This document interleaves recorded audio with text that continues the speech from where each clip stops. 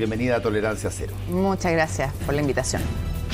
Cuénteme un poquitito sobre esta semana de, me imagino, análisis, de empezar a tratar de entender qué pasó, por qué pasó, cuáles son las derivadas a futuro, qué tanto lo que se prometió en términos de conversaciones, de diálogo, efectivamente se están llevando a cabo. Cuéntenos de las reuniones secretas. Nada, no pueden ser más transparentes las reuniones de lo que han sido, y me parece bien que así sea. No solo se convocó a una reunión en La Moneda, ustedes la vieron, sino que además también partimos en el Senado-Cámara, ambas ramas del Congreso, junto a todos los presidentes de partidos o presidentas de partidos y los jefes y jefas de bancada, en un diálogo que lo que busca es encauzar, ¿no es cierto?, esta nueva etapa. Y nosotros ahí, y digo nosotros, los que estuvimos por el rechazo en la democracia cristiana, tenemos la palabra empeñada, la vamos a cumplir. Nosotros dijimos que el texto no era bueno, no era un texto que convocara y uniera al país, era un mal texto, y nosotros estábamos por una nueva constitución que fuera buena y por un proceso democrático, paritario y participativo. De hecho, presentamos el 2 de agosto junto a los senadores Walker, Flores y Fidel Espinosa, una reforma constitucional que cambiaba el 142 y decía que en caso de ganar el rechazo íbamos a tener ese nuevo proceso. El gobierno no quiso ponerle discusión inmediata, ya lo tendríamos resuelto a esta altura, pero bueno, estamos en eso. Senadora, ¿pero va a haber o no va a haber convención? ¿Va a haber o no convencionales electos? Porque ese ha sido el tema de la semana. La verdad es que estos días que han sido cruciales, se ve dentro de la derecha que ya hay senadores de RN que están no por una convención, lo dijeron directamente, republicanos, definitivamente no quieren otra convención, el Partido de la Gente tampoco. ¿Va a haber o no va a haber nueva convención? Bueno, yo respondí esa pregunta el otro día en La Moneda cuando fuimos a dejarle una carta al presidente para que se actuara frente a los hechos delictivos de esos días. Ustedes vieron la quema de buses, las movilizaciones en la calle completamente violentas, y me preguntaron esto y dije, bueno, pregúntele a ellos. Va a tener la posibilidad de preguntarle en un ratito más al presidente de Renovación Nacional. Pero usted hizo campaña, como bien dice. Sí, pero no recién. soy de la derecha, sí. Y yo lo he dicho y lo reitero, yo me las voy a jugar con el senador Walker, que preside la Comisión de Constitución del Senado, con mis colegas diputados y con el senador Flores. Vamos a jugarnos porque haya un proceso participativo, democrático, paritario. Entiendo que la directiva de la democracia cristiana está en la misma línea, sí. Así que creo que se suman voluntades. La actual directiva, sí. Fernando. ¿Y qué pasa? Aprovechemos eso, pues, qué sé yo, la directiva tuvo un momento épico después del rechazo porque el presidente del partido renunció. Así es. Entonces, ¿cuál es la directiva? Bueno, la que aún tenemos, que preside el primer vicepresidente, y en las declaraciones al menos que le hemos alcanzado a leer en las redes sociales, son que ellos van a impulsar un proceso participativo. Senadora, solo para cerrar el punto, senadora, usted dice, claro, hay que preguntarle a la derecha, vamos a tener al senador Chaguán, pero usted, si no hay una convención porque la derecha decide que no haya, y no van a estar los votos, entonces, ¿qué va a hacer usted? Porque en el fondo usted declaró abiertamente que la gente tenía que votar por eso, que no iba a haber, digamos, la posibilidad de que esto no fuera un proceso, como usted misma dice, democrático, participativo y paritario.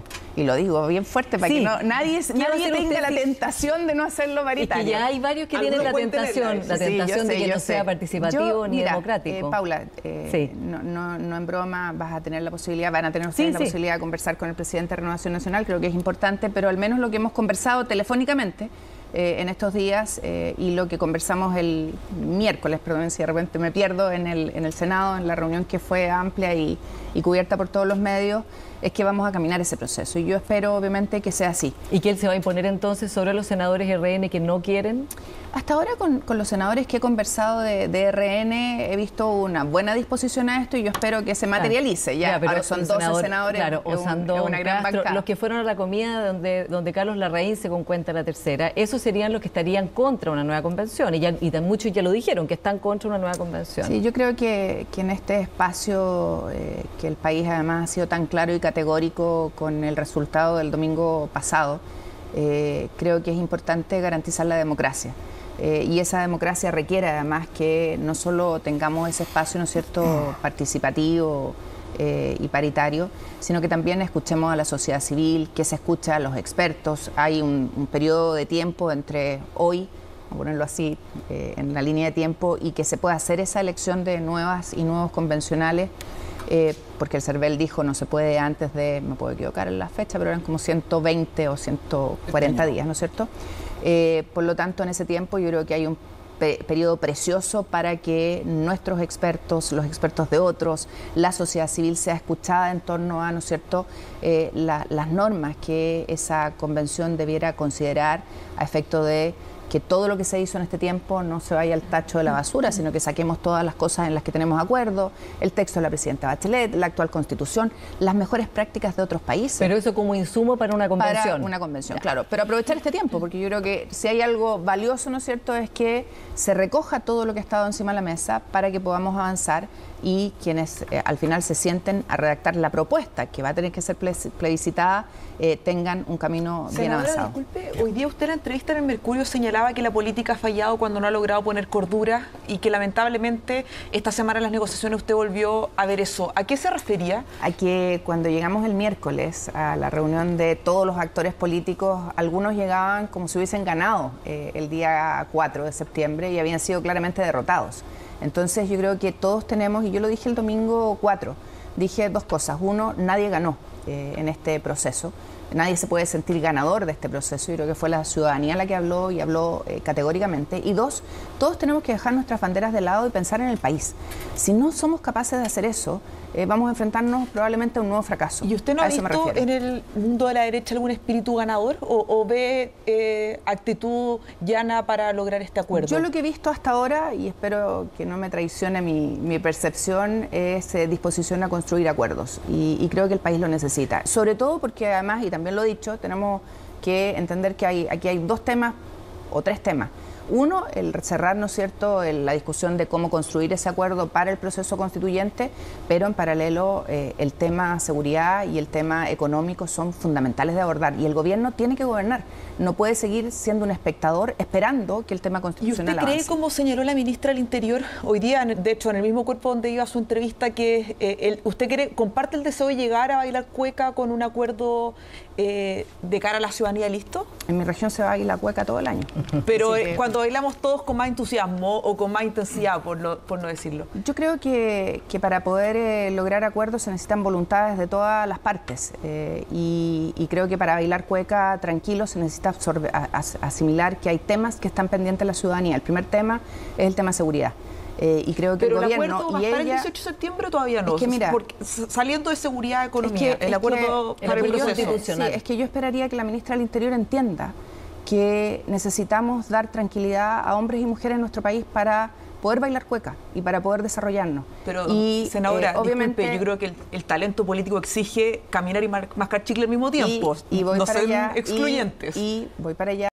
Todo lo que dependa de nosotros para lograr aunar voluntades y tener acuerdos va a estar. De hecho, lo hemos demostrado. Y es más, el 2 de agosto presentamos un proyecto, ya dije quiénes eran los autores, para haber cerrado este tema. Y el gobierno no quiso ponerle discusión inmediata. Disculpe que por insista, lo tanto, pero para usted hay un tiempo que le gustaría poder decirle a la ciudadanía, ¿tenemos este acuerdo? ¿O lo antes posible, y también dije en la entrevista que usted leyó este día domingo en el Mercurio, que en el mundo ideal, a mí me encantaría, ¿no es cierto?, poder acelerar la democracia digital y hacer esta pregunta a todas y a todos sin estresar a la ciudadanía.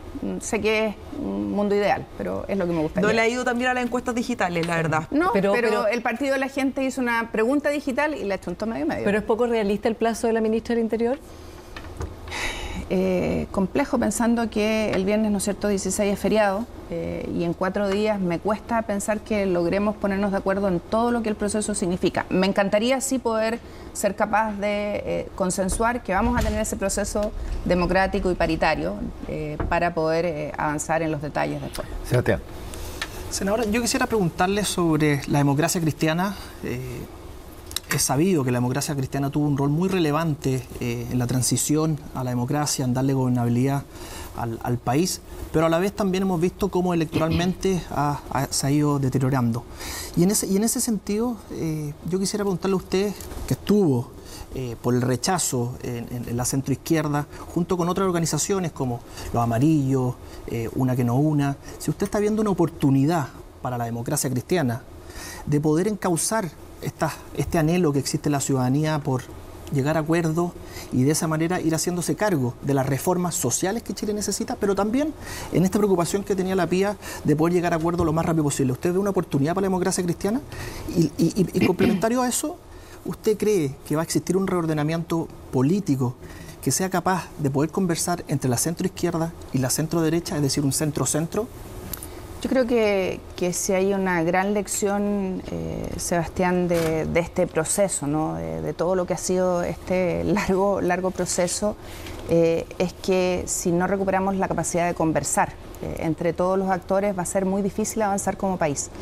Y yo creía y estaba convencida de que la democracia cristiana tenía una oportunidad real en el proceso, en la parte del proceso que terminó el 4 de septiembre, y por eso pedimos, no yo, muchos de nosotros, que la definición de cuál era el camino de la democracia cristiana fuera a través de la decisión democrática, un militante, un voto.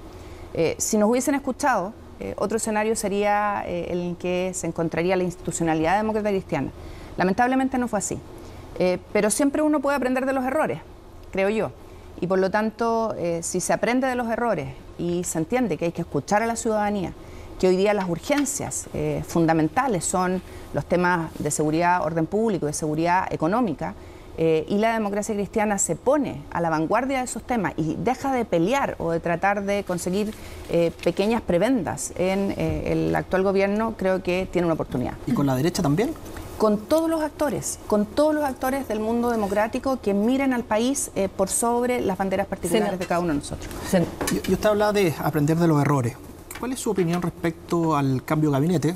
Porque en particular el cambio de gabinete, si bien hubo una reestructuración, sobre todo el comité político, en el cual hubo un equilibrio entre ambas coaliciones. Hoy día uno puede decir que hay un equilibrio entre ambas coaliciones, pero la verdad es que la centroizquierda que estuvo por el rechazo, la verdad es que no se incorporó al gabinete. Entonces quisiera saber si para usted ese cambio de gabinete está acorde con la situación, con el contexto de este rechazo que ganó contundentemente en el plebiscito del domingo pasado.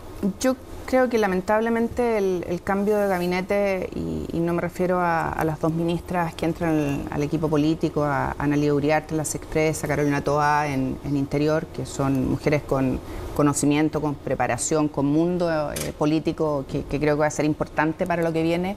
Creo que uno queda con gusto a poco. Y creo que se pudo haber hecho más para entender las señales que da la ciudadanía. Y además con un espectáculo que no es bueno para el momento además que vivía el país ese día. ¿Usted es opositora a este gobierno completamente? No, no soy opositora, yo lo he dicho. ¿Es de gobierno? No soy ni de gobierno ni de oposición, soy una mujer independiente que cada vez, y lo dije en este mismo programa, no en este programa, me lo preguntó Fernando en una entrevista que él me hizo. Yo voy a colaborar, Paula, en todo lo que necesite. Se lo voy a preguntar de otra manera. El senador Chaguán dio una entrevista también en El Mercurio que dijo que por primera vez la centroizquierda y la centroderecha están en una misma vereda. Creo que esa es la palabra. Mismo carril. Mismo carril. ¿Esto es algo por esta vez o será algo de aquí en adelante? ¿Se imaginan listas de convencionales en conjunto con la derecha o esto fue solo por esta vez? De repente a alguien se le va a ocurrir ponerse creativo, a decir, oye, ¿por qué no nos juntamos la derecha y la democracia cristiana y le ponemos, no sé, a ver, Confederación Democrática? Y puede achicarse y se le pone CODE. No se le ocurre a nadie todavía. Ha existido, ¿no es cierto? Y usted lo recuerda muy bien en el pasado y bueno, pero ¿se siente aliado con la derecha? Perdón, es que Fernando recuerda el CODE y yo creo que es importante contextualizar. Yo creo que lamentablemente muchos de nuestros militantes olvidan esa parte de la historia y cuando es el país en el que está en juego, todas las conversaciones, todos los acuerdos son importantes. Hoy día no me pongo en ese escenario, ¿ya? Que pudiera eventualmente construirse, siempre todo es posible. ¿Pero no está en el mismo carril de la centro-derecha? Es que yo creo que, no sé el contexto en el que Francisco Chaguán dice aquello.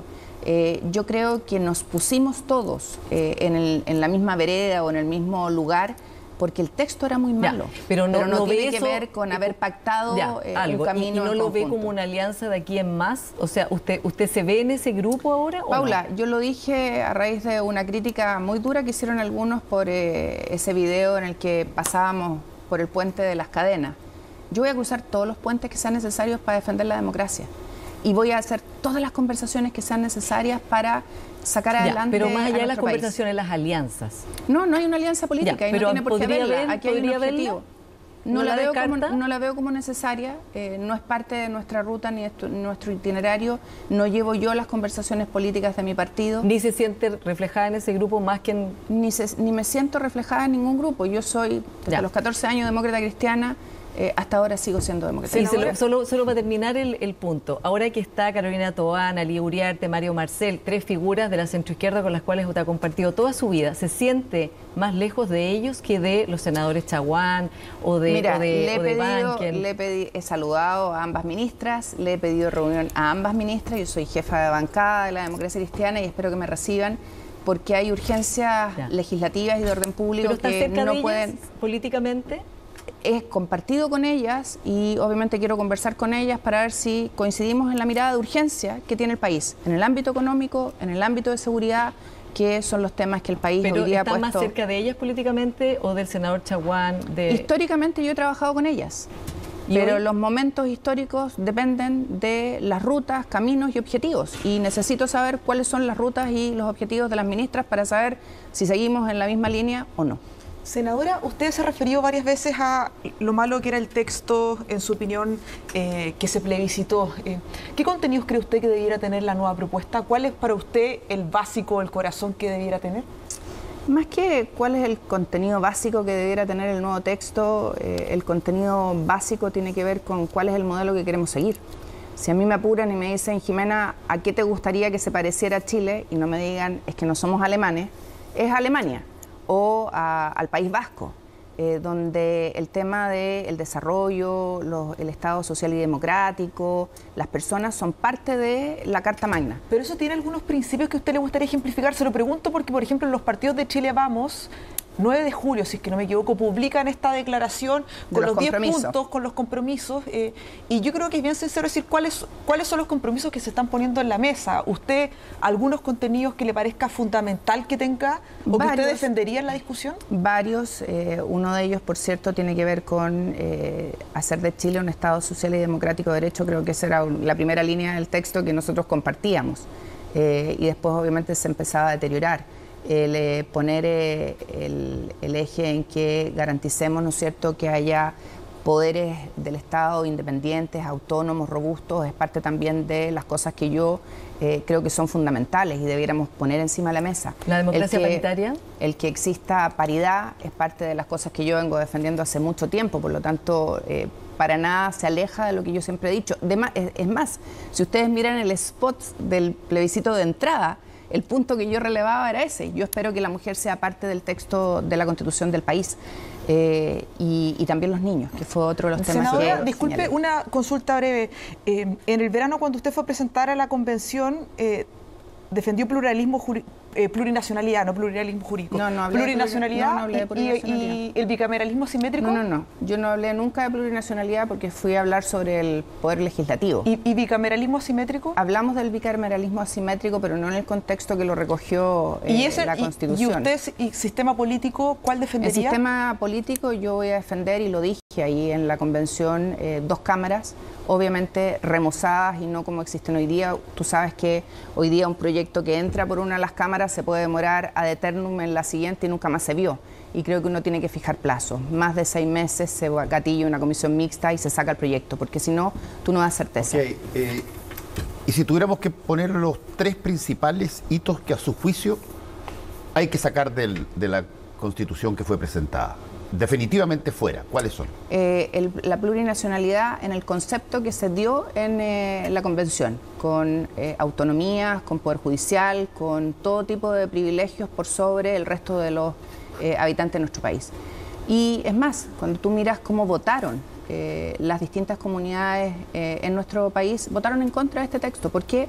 Porque siempre nos dijeron que ellos querían ser tratadas como iguales y no una categoría distinta. Y al final, y lo decían varios de sus representantes, lo dijeron en varios programas, la propuesta era tan compleja que lo único que iba a generar era más enfrentamiento y más odio. Ok, la plurinacionalidad, ¿cuáles son los otros 2? La diferencia que existe en el sistema de justicia, con los sistemas nacionales de justicia versus poder judicial. Yo creo que el poder judicial tiene que existir como poder autónomo con todas las garantías que le da autonomía e independencia y robustecerlo, por cierto. Creo que tal como está, no resiste, en el texto de la Convención no resiste análisis. Y además robustecer la separación de poderes para que exista contrapeso que en la propuesta no existía. Senadora, usted decía en la respuesta anterior que esta coincidencia con la centro-derecha, con Chile Vamos, era puntual.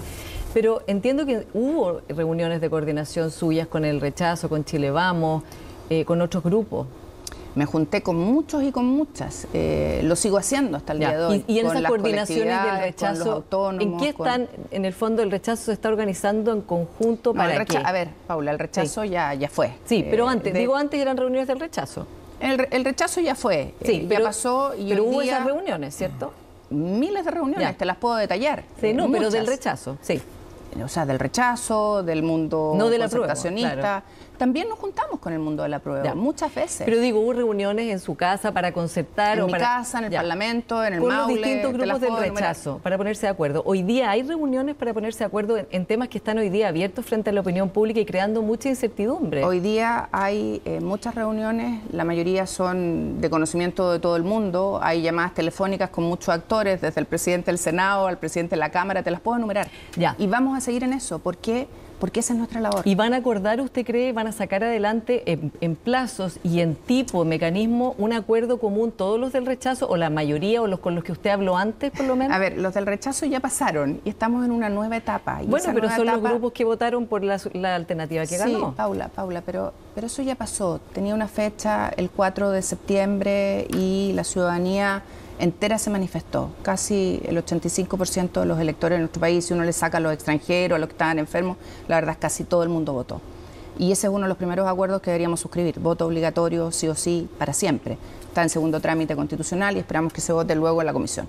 Dicho aquello, todas las conversaciones que sean necesarias para resolver este tema y resolver todos los otros que apremian a la ciudadanía. Y algo que no me quedó claro, ¿qué va a hacer usted si no resulta? Esto finalmente es un comité de expertos, como se está levantando ahora, y han salido algunas encuestas que muestran que hay personas que quisieran.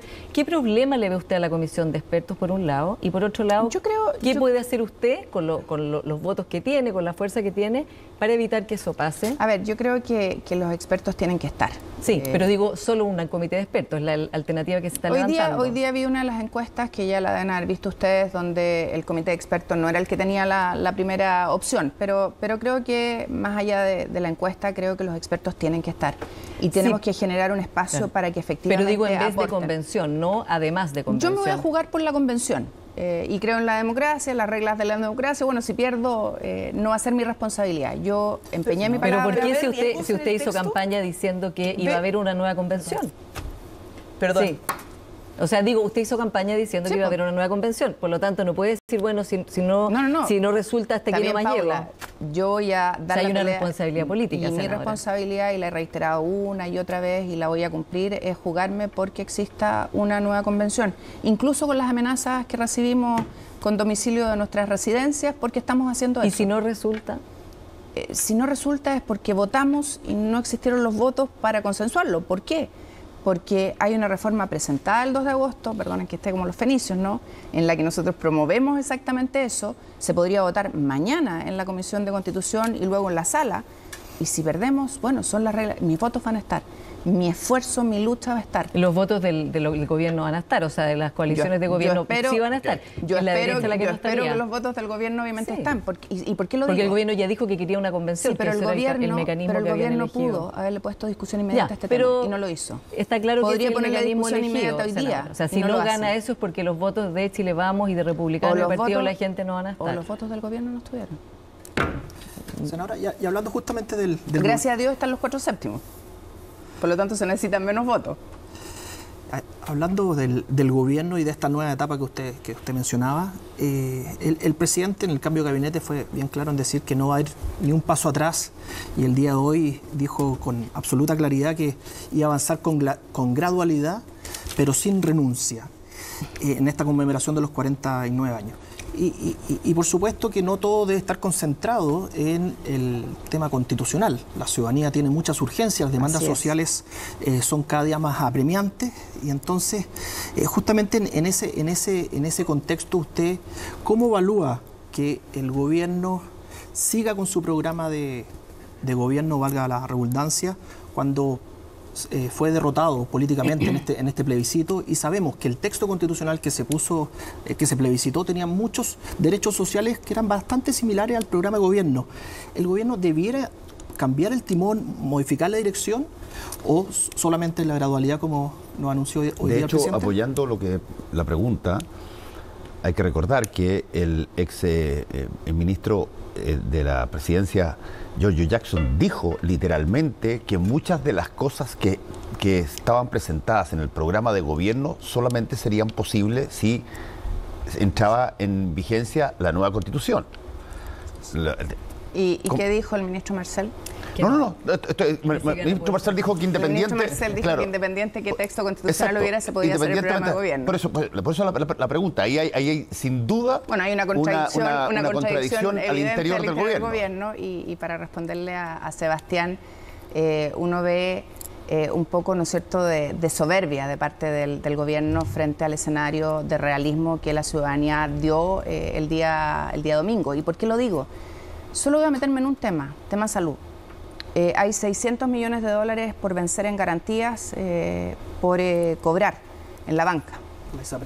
ISAPRE. Hay 400 millones en deuda a prestadores que está haciendo que los médicos empiecen a cobrar directamente a los pacientes. Por lo tanto, les dicen, vaya y cobre a su ISAPRE el reembolso. Tenemos un alza de los planes inminentes de 7,6%, ¿no es cierto?, en los planes de salud. Y hay 2 ISAPRES que están al límite de quebrar. Eso va a significar que 3,5 millones de personas puedan pasar directamente al sistema público.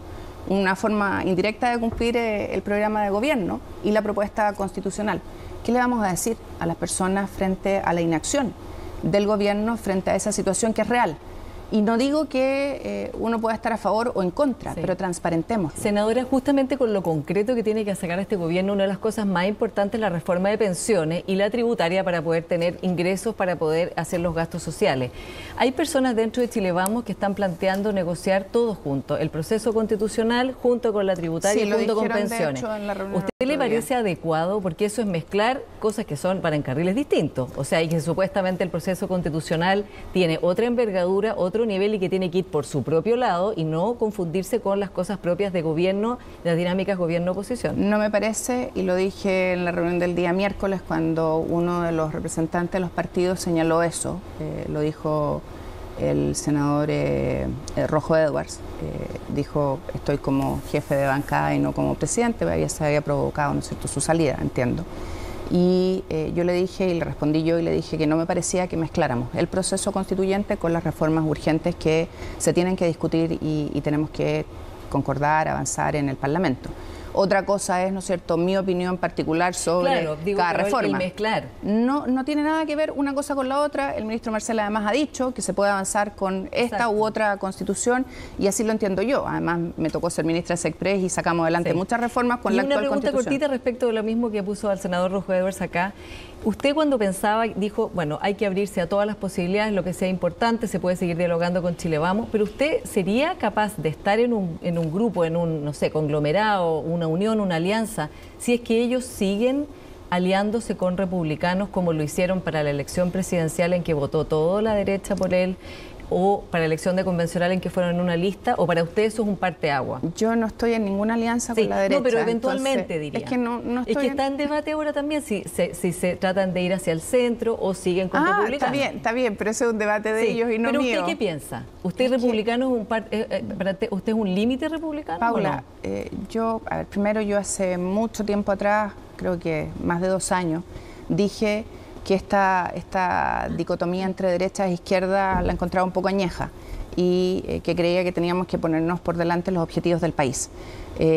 Por lo tanto, primero, yo no estoy en ninguna alianza, ni trabajo, ni futura alianza con la gente de la derecha, lo que no significa que para temas puntuales y específicos no pueda trabajar con ellos. ¿Incluido republicano? En la medida que ellos concuerden conmigo y con mi mirada, ¿por qué no? Pero para temas específicos y puntuales. Y voy a ponerte un ejemplo. La reforma tributaria del actual gobierno. Debo decir que llevamos 5 gobiernos, 5 reformas tributarias, no hay crecimiento y no sé a quién le vamos a cobrar impuestos. Pero dicho aquello, el gobierno va a afectar a los DFL2. va a afectar a la clase media de nuestro país. Yo quiero decirle al ministro que yo no voy a votar a favor de eso, porque creo que tenemos que ver cómo resguardamos a las personas y cómo nos ponemos en serio el desafío del crecimiento. Esta reforma no lleva ninguna medida pro crecimiento en la agenda. Y yo espero que con las indicaciones que nos presenten empecemos a hablar en serio de eso. Senadora, disculpe, voy a volver un poquito atrás, que me quedó una pregunta dando vueltas cuando Paula le consultaba. ¿Qué riesgos le ve usted en caso que se acuerde una comisión de expertos como el órgano que redacta el nuevo texto constitucional?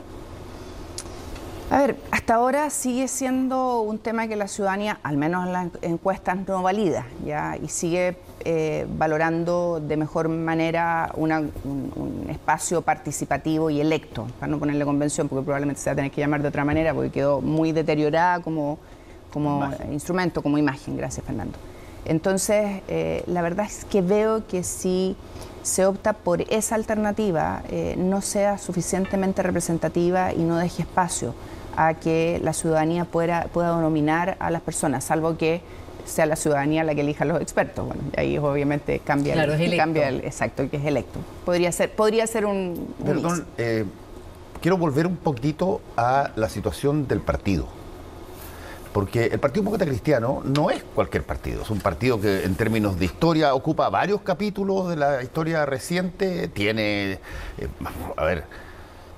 3 presidentes para todos los efectos prácticos, y de pronto se viene la votación plebiscitaria, hay una discusión al interior de la mesa directiva que apoya el apruebo, gana el rechazo y el presidente renuncia. A ver, ¿en qué estado se encuentra un partido que tiene muchísimos gobernadores, muchísimos alcaldes? Bueno, tenía un solo convencional, pero... gran convencional. Artífice del voto obligatorio. Él fue el que presionó aquella noche del 15 de noviembre en que el plebiscito de salida fuera obligatorio, y creo que fue muy importante. Entonces, dígame, ¿cuál es la proyección que usted le ve a un partido antológico en la historia chilena, pero que hoy día, si es que uno lo quiere mirar por donde lo mire, ve que empiezan a desgajarse, pedazos? Más que desgajarse, yo me atrevería a decir, Fernando, que hay un grupo que no quiere escuchar lo que la ciudadanía está diciendo. Y vuelvo a mi reflexión del inicio. Nosotros le pedimos a la directiva que hiciera la definición de cuál era la opción de la democracia cristiana mediante una consulta directa a sus bases partidarias. Eso no se quiso aceptar, terminamos con una consulta indirecta y bueno, el resto de la historia todo el mundo la conoce. Yo espero que exista un espacio para reflexionar críticamente respecto de lo que hay. Senadora, el expresidente Frey dio una entrevista también hoy día en el Mercurio en que se mostraba abierto si lo requerían para esta comisión de expertos, también así lo ha dicho el presidente Lagos. ¿Usted cree que todos los expresidentes debieran estar en esta comisión de expertos? Yo creo que él hablaba de una comisión de expertos que asesorara y acompañara a la convención. Sí, y lo hemos conversado largamente con el presidente. Yo creo que la voz de los expresidentes es una voz que uno nunca debiera desatender. ¿Todos? ¿Por qué no? ¿Incluido el presidente Piñera? Todos han sido electos democráticamente. Creo que son personas validadas por la ciudadanía. Yo agradezco la posibilidad que he tenido siempre de conversar periódicamente con el presidente Lagos, con el presidente Frey, y se los agradezco a ellos porque me han generado la oportunidad de hacerlo. Y creo que son voces que uno no debiera dejar de atender. ¿No cree que si está el expresidente Piñera eso podría hacer algún ruido en esa comisión? Digo, porque ni siquiera dijo antes por qué iba a votar, o sea, estuvo completamente en silencio. Sí, el presidente Piñera, sí. Ha estado sí, ha estado silente. silente. A ver, yo creo que hay algo que tenemos que entender porque probablemente fue el gran pecado, ¿no?, de la convención, y es que aquí la construcción del texto constitucional tiene que ser una construcción de un texto que aúne voluntades. No puede ser la imposición de una mirada por sobre otra. No puede ser que hay algunos que se crean con más razones, más fundamentos, más verdad que otros.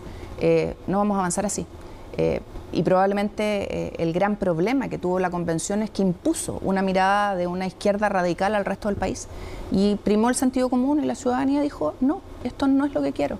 Entonces, si no tenemos la capacidad de escucharnos, incluso con el que piensa distinto, no vamos a poder avanzar. Es interesante lo que está diciendo, senadora, porque yo creo que una cosa en la que creo que coincidimos todos, es que el plebiscito de entrada fue tan tremendamente apabullante que de pronto mucha gente creyó, y en la Constitución estaba lleno de eso, que cualquier cosa que se propusiera, aunque se perdiera un poquitito de votación, nunca jamás iba a dar para una situación de reversión. Claro, como que era un trámite. Claro. Ahí. Pero ese mensaje hay que leerlo también con ojos de futuro.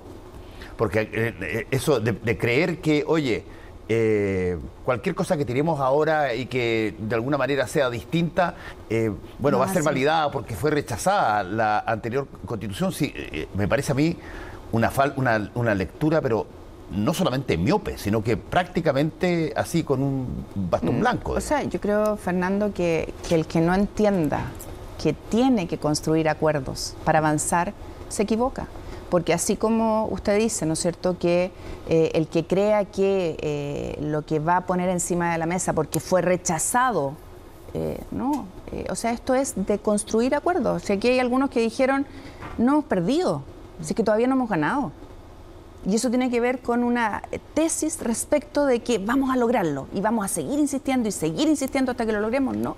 Senadora, y todos tenemos que reconocer que nos hemos equivocado. ¿Teme que el 62% también pueda provocar lo contrario en las personas que están más por el statu quo? Eso es claro, eso apunta, la radicalidad. No, a eso apunta Fernando. O sea, ni lo uno ni lo otro. Entender que no esté... Mira, hace 2 días atrás decían, por ahí en una de las tantas conversaciones que hemos tenido estos días, alguien decía, bueno, la convención va a tener que trabajar con los 2/3. Y otro le decía, no, con los 4/7. Yo decía, o sea, de verdad no están entendiendo nada de lo que nos dijeron el domingo 4. Acuerdos. Sean capaces de construir acuerdos que nos permitan avanzar. Senadora, muchas gracias por haber estado con nosotros A ustedes. en Tolerancia Cero.